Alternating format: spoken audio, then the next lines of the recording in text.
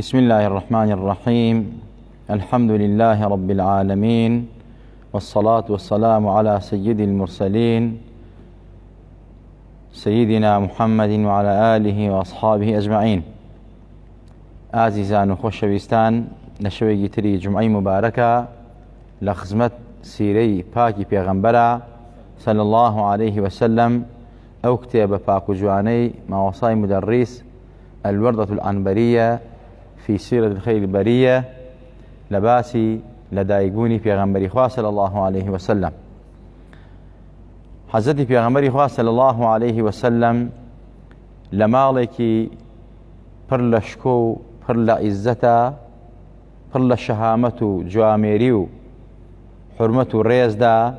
پاكو بختيو صفاو أهلي صفادا أم بيغمبر نازدارا هات دنياوه وەکو لە پێشووتر باسمان کرد کە لەم یەزەل و بەردەوام خۆیان پێغەمبەرەی پاراستووە، عیزەتی پاراستووە، باوکوداییی پاراستووە لەبەر نووری نووەتی پێغەمبەری خوا صلی الله علیه وسلم. بۆیە مامۆسا فەرموویەت ولدت بالعز عند عبد المطلب مطالبا لنظام الحق للأمم. ئەفەرموویەت تۆ لە دایک بووی ئەی پێغەمبەری خۆشەویست بە عیزەتەوە، بە سەربەرزیەوە، بە پاکیەوە لەلای عەبدولمەطەلیبی باپیرت کە پیاوێکی جوامێر و خاوەنی شەهامەت و غیرەت و مەردایەتی و سەخاوەت و عیزەت بوو. مطالبەن بەڕاستی ئەم عەبدولمەطەلیبی باپیری تۆ کە تۆ لەو ماڵە لەدایک بووی هەموو ئاواتێکی ئەوە بوو خوای تەبارەک وتەعالا تۆ بکە بە دەستور و بە یاسایەک بۆ ئەوەی کەوا هەموو گەلانی سەر ئەرز لەبەر سایە و سێبەری تۆ دابحەسێنەوە.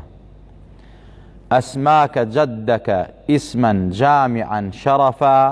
محەممەدەن في الجەمال اللەوض والنەغەم.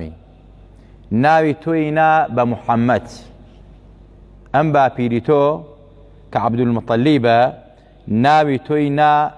بە ئیسمێک، بە ناوێک کە ئەو ناوە کۆکەرەوەی هەموو شەرەفێکە بە تۆ، کە ئەو ناوە کۆکەرەوەی هەموو سیفەتە جوانەکانە بۆ تۆ. ناوی ناوی بە ئیسمێک کە محەممەدە صلی الله عليه وسلم بەڕاستی کۆکەرەوەیە لە بۆ هەموو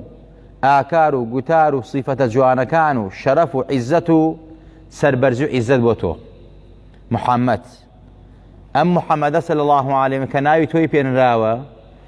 بەڕاستی فی جەمالی اللەوض والنەغەم، لە جوانترین لەفز و وشەکانی ناو عەرەبە و هەروەها لە جوانترین وشەیە لە کاتی دەربڕینە، لە کاتی سەوتە، لە کاتی تەلەفوزە، لە کاتێکە دەری ئەبڕیت. اینجا فەرمووی مامۆسا فەرمێت حيث رأى في المنام أنه نبت في صدره شجر علت على العلم فقد ترجى لكم حمدا كثيرا على وجه يفوق نطاق الحصر بالكلم فحقق الله للجد الرجاء وقد حميدك الناس من عرب ومن عجم. ئەفەرمێت کاتی خۆی باپیری تۆ کە ئەم ناوەی لە تۆنا، ئەم ناوە جوانە کە کۆکەرەوەی هەموو شتە جوانەکانە، لە خەوا خەوێکی بینی. جا ئەگەڕنەوە عەبدولمەطەلیب لە خەوا تەبعەن کاتێک کە پێغەمبەری خوا صلی الله عليه وسلم کە لە دایک بوو لە ماڵی عەبدولمەطەلیبا بوو، باوکی خۆی وەفاتی فەرموو بوو، پێغەمبەر بە هەتیوی لە دایک بوو، بە بێنازی باوک لە دایک بوو پێغەمبەری نازدار صلی الله عليه وسلم. ئەمە لەو کاتە کە لە دایک بوو هێنایان بۆ خزمەتی عەبدولمەطەلیب. عەبدولمەطەلیب کە گرتی بە باوەشیوە و ناوچاوانی ماچ کرد و ئەنجا فەرمی ئەوە من ناوی ئەنێم محەممەد. قەوم و کەس و چواردە وروتیان قوربان، ئەم ناوە لە ناو قەوم و کەسانی تۆدا غەریبە، لە ناو ئابا و ئاجدادی تۆ ناویوان نییە. بۆچی ئەم ناوە لێ ناوە؟ ناوی محەممەد بوو لەوە پێشتر، محەممەدی کوڕی مەسلەمە و کۆمەڵی محەممەد ناو بوو، بەڵێ هەر نەبووەن بووە، بەڵام لە ئاجداد و باپیری پێغەمبەری خوا قەوم و کەس و هینی پێغەمبەری خوا صلی الله علیه وسلم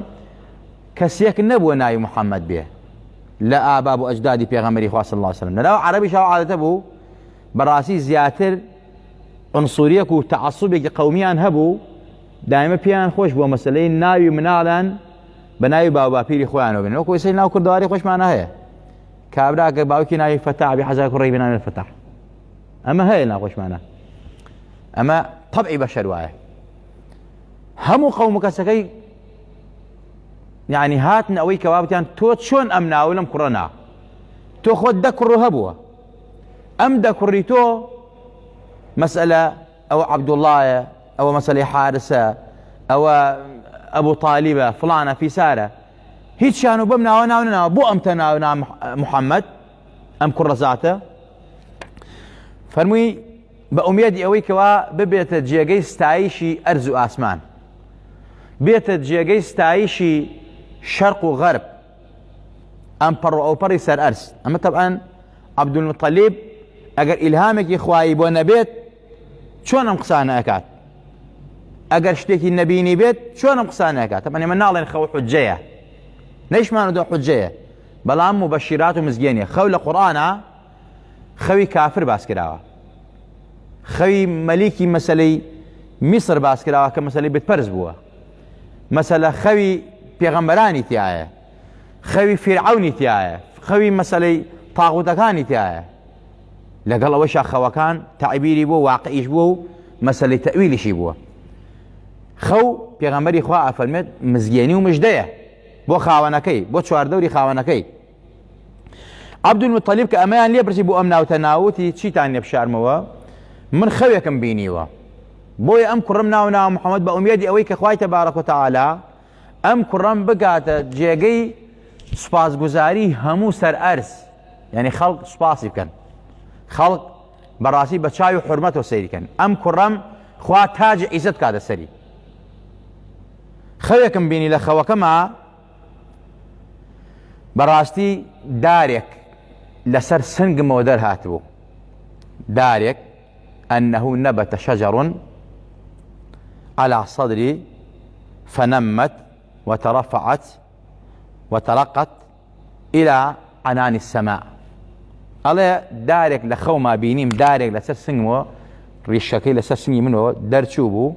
برز بوا حتى قشت ناو آسمان كان انجا بلي كيشا بو الشرق وبو غرب أم دارة بلي كيشا بو الشرق وبو غرب انجا لباشان بسر چيا كان السركة وبسر الشرق وغرب الروي روشت آسمان كان رغكيشي لسنجي منابو بلو بوكيشي لآسمان ولشرق ولغرب بو انجا لجنوب ولشمال بو دارك الزور قوربو رجام وايا براسي أم خوا أم كري من بيه أم نماما كالسنجي من ودرشوا أم كر نازاري من بيه ناو بانجي بكاتا الشرق وغرب وجنوب وشمال بقاتا آسمان ولوتكي آسمان بقاتا بيتا جي سباس غزاري هم عالم أفرمي أم خوي باسكر جامع وصال للشعركاء ما شابه خواكا بوي أبو عبد المطلب ناوي نا محمد بأميدي أوي كوا أو خوي بيني بو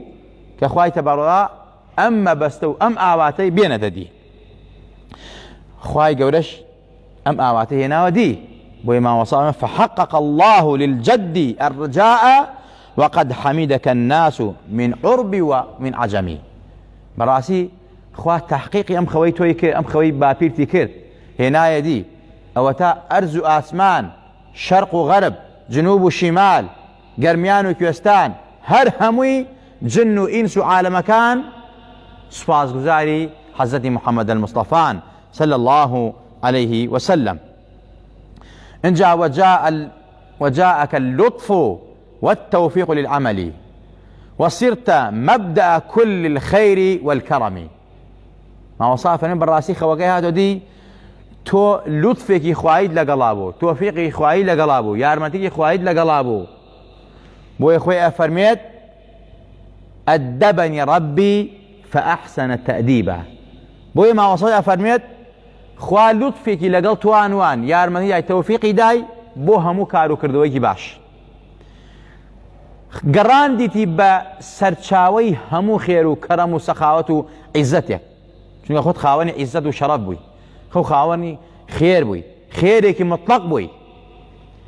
طهرت أم القرى وعالما حولها من دنس الشرك بالنار وبالصنم أفرميت براسي تو بويت هوكاري باك وكردني أم القرى وحولها قرآن ما بس مكة بويت هوكاري باك نوي مكة وشوار دوري مكة لجنجي بدبرسي وخوروشتي ناشرين نكهر مكة بلكو همو عالم وشوار دوري همو عالمش لشي لشرك لكفر لآقر برستن لبد برستي فصارت الأرض غير الأرض صافية من أهل الإشراك والفحشاء والظلم أفرمي براسيتو سر أرزت واقوري لدوايتو أرزبو بأرزكي تر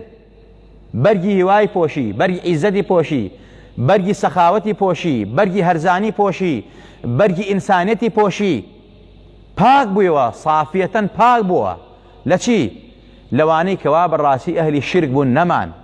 اواني أهل فحشاء وفسادي وريوا خواردن وسو خواردن مكتوهاتي نويش نمان اواني كأهل ظلم وتاريكي بون نويش نمان بالراسي هوا قراب وخاون هوا كان ظلم استم نما مظلومي داماو كسالة هاي سالة بتماي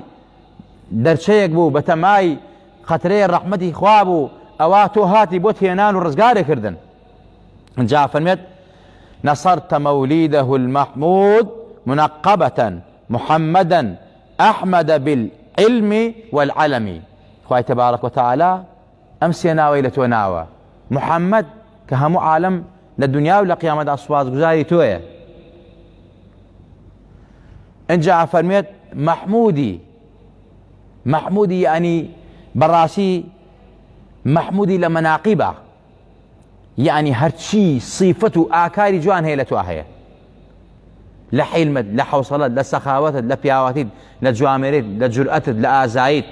لهاوكاريت لصبرت همو عفته لداون باكيت لسربرزيت لجواني وجوامريت محمودت لمناقبه إن جاء محمد لمناصبه لبلوبايا براسي تو خاوني منصبي خاوني مقامي محمودي كخوافيت أفرميت نزيك أخواي تبارك وتعالى لشوينك تو دابنية عسى أن يبعثك ربك مقاما محمودا أو مقام محمود الشفاعة عظمى تو خاوني أم منصباني بويا محمدي بويا حزتي مسألة پیغمبری خواه صلی الله عليه وسلم محمد خاوني هاتي منصبي برزة لا إخوة أو تأم منصبه بو پیغمبر كالله لا إله إلا الله محمد رسول الله كبيانس فرتلا بانغا ناوي أبريد بيانس فرتلا نيوجان ناوي أبريد صلاواتي لسلي أدريد لدعاء لنزاء لأولو لآخره لناو راسا سيرك إلا همو عبادتك ناوي پیغمبر نبريد عبادتك بتالة لحجة لعمرة لزكاة للرجوة لنيوجا فرضا سنته أما منصبي پیغمبري خواه كواهيك پیغمبري ترواه يما بيانس پیغمبري والعزمان هي كلامو پیغمبر كان قورترن حضرت نوح حضرت إبراهيم حضرت مثلا نوح حضرت موسى وحضرت عيسى ان جاء حضرت محمد خاتم پیغمبرانا هي لو بينجا بلام لنا او بينجيشا حضرت پیغمبر صلى الله عليه وسلم خاوني هم منصبك برزكيس پیغمبر بينغشتوا بويا محمد محمود لمناقبه لصفة برزية محمد لمناصب بلوبايا أحمد اسم التفضيلة يعني شي أحمد يعني كثير حمدي لله تبارك وتعالى يعني أم پیغمبر الله همو مخلوقات إخوة زياتر حمد استاجي پروردگارك بوي أحمد بوي حضرت عيسى مجدد بقوم كيف يأتي من بعد اسمه أحمد لدواي من پیغمبر يكتيه أو پیغمبر ناوي چيه أحمد بو بيوتد أحمد چونك أو أحمد يعني كثير الحمد يعني پیغمبری ئێمە هیچ پێغەمبەرێک هیچ مەخلووقێک نییە وەکو پێغەمبەری خوا حەمد و ستایشی خوای کرد بێت هیچ پێغەمبەرێک نییە. بۆیە ئەرزم کردن محمودە لە مەناقیبە، محەممەدە لە مەناسیبە، ئەحمەدە لە کەسیر الحەمدە بۆ پەروەردگار. ئەمە ئەم پێغەمبەری ئەمە ماوەسای مدەگەر ڕزا ڕەحمەتی خوای لەسەر بێ ئەفەرمێت ئابم شێوازە بە عیززەت و لە بەیتە عیززەت و ماڵە عیززەت و جوامێریە لەدایک بوو. خوای تەبارەکە لە گوناو و تاوانی وەلایەکمان خۆش بێ. خوا لەبەر خاتیە و پێغەمبەرە بە عیززەتە عیززەتمان پارێزاوکە، ناموسمان پارێزاوکە، ماڵمانمان پارێزاوکە، لیباسی ئیمان و حیا و حورمەت و عیززەت بکاتە بەرگی خۆمان و خانەوادەمان. خوای گەورە لە بێشەرمی و بێحەیایی و فیتنەی مەسیح و دەجال و تاوان و مەعسیەت و قەتل و قیتال و فاحیشە و تاوانی خراپە و قەتل و قیتال پارێزاومان کە. یا ربی خوای لەبەر خاتیە ئەو پێغەمبەرە بە عیززەتە لە دنیا و لە قیامەتە بە عیززەتمان کەی. لەبەر خاتیە ئەو پێغەمبەرە بە عیززەتە صلی الله عليه وسلم. یا ربی خوای عیززەتی دین و دنیا بدێت خۆمان و خانەوادە و ماڵ و منداڵمان. خوای لەبەر خاتیە ئەو پێغەمبەرە بە عیززەتە بە شەرەفە بە کەرامەتە خوای لێت ئەپارڕێنەوە ماڵ و مناڵمان لەم ئاخر زەمانە خۆمان و ماڵمان پارێزاوکە لە هەموو بێعیززەتێک، لە هەموو ئابڕوچوونێک، لە هەموو تاوانێک، لە هەموو مەعسیەتێک، لە هەموو خراپەیەک، لە هەموو سەرپێچیەک، لە هەموو هەژاری و نەداریەک، لە هەموو زەلالەت و داماویەک. یا ربی خوایان لە تاوانی تاوانباران، لە زوڵمی زوڵمکاران، لە ستەمی ستەمکاران خۆمان و خانەوادە ماڵ و منداڵ و خاک وڵاتمان پارێزاوکە. یا ربی خوای خێر و خۆشی برژیانە بەسەرمانە وەک بەسەر و پێغەمبەران ڕژاندەوە. یا ربی خوای لەبەر خاتیە پێغەمبەر صلی الله علیه وسلم شیفای دڵ و دەرونی هەموو لایەکمان بە، شیفای جەسەد و ڕوحی هەموو لایەکمان بە، شیفای نەخۆشەکانی ماڵۆمان، خەستەخانەکانمان، ئەوانەی کە داوای دوعای خەیریان لێکردوین نەخۆشن خوای شفای عەجەب پەلیان بۆ بنێرە، زەلیلی سەر جێگایان مەکە. یا ربی خوای گیان لێت ئەپارڕێنەوە بە ئیسمی عەزەمی خۆت لەبەر خاتیە پێغەمبەر نازدارە بە ئیمان و بمانژێنەوە بمان برێن و زیندوومان کەرەوە لە ناو قەبرە زبانمان سابت بێنێ وەڵامی فریشتەکانی ناو گۆڕە. خوای لە قەبر نەمان ترسێنی، خوای لە قەبر ڕزگارمان کەی. یا ربی خوای گیان سەربەرزمان کەی، خوای بە عیززەتمان کەی لە ناو گۆڕی تەسک و باریکە بیکەی بە باخێک لە باخەکانی جەننەت بۆمان، نەیکە دە چاڵێک لە چاڵەکانی دۆزەخ. پەروەردگارە لە ڕۆژی قیامەتیشا بەزەی بە حاڵمانە بێتەوە، بە عیززەتەوە حەشرمان کەی، بە عیززەتەوە بانگمان کەی، بە عیززەتەوە لە ژێر ئاڵای لا ئیلاهە ئیلا الله محەممەد ڕەسوڵ الله خۆمان و باوکو دایکمان دابنەی. وەلای ئەو پێغەمبەر نازدارە کۆمان کەیتەوە لە سەرچمنەکانی باش حەوزی کەوسەر بەدەستی ئەو پێغەمبەر نازدارە صلی الله علیه و ئاوی کەوسەرمان بیتێ پەروەردگارە لێت ئەپارڕێنەوە وڵاتمان ئەم هەموو قەیرانە ڕووی تێکردو خۆیان قەیرانەمان لەسەر هەڵگرە. خێر و خۆشی برژێنەوە سەر وڵاتمانە، ئەمن و ئەمانمان بەرێ لە زوڵم و ستەم و تاوان و مەعسیەت و قەیران و گرانی و دەربەدەری و زاڵم و ستەمکار پارێزاوماکە. یا ربی خوای ئەگەر زاڵم و ستەمکار هەیە بەسەرمانەوە زوڵممان لێکە و خیانەتمان لێکە، نانمانە بڕێ و قوتمانە بڕێ. یا ربی خوای شیاوی هیدایەت نییە، خوای تەفروتونانەکەی لە کۆڵمانەکەیتەوە. یا ربی خوای گیان وڵاتمان بە خەڵکی باش، بە پیاوی چاک، بە پیاوی مرد و جوامێر، بە پیاوی دڵسۆز ئاوادان کەیتەوە. خەڵکانێک کەوا دڵسۆزمانین، دوژمنمانن، دوژمن خاک و وڵات و نیشتیمانمانن، زەرەریان بۆمان هەیە خوایە چیاوی هیدایەتیشن. یا ربی خوای لەبەر خاتی ئەم پێغەمبەرە بە عیززەتە صلى الله عليه وسلم. يا ربي خويا وجه جاشان ناو بريتو لكم أنا كيتوا. آمين آمين. أقول قولي هذا وأستغفر الله لي ولكم ولسائر المسلمين، والسلام عليكم ورحمة الله وبركاته.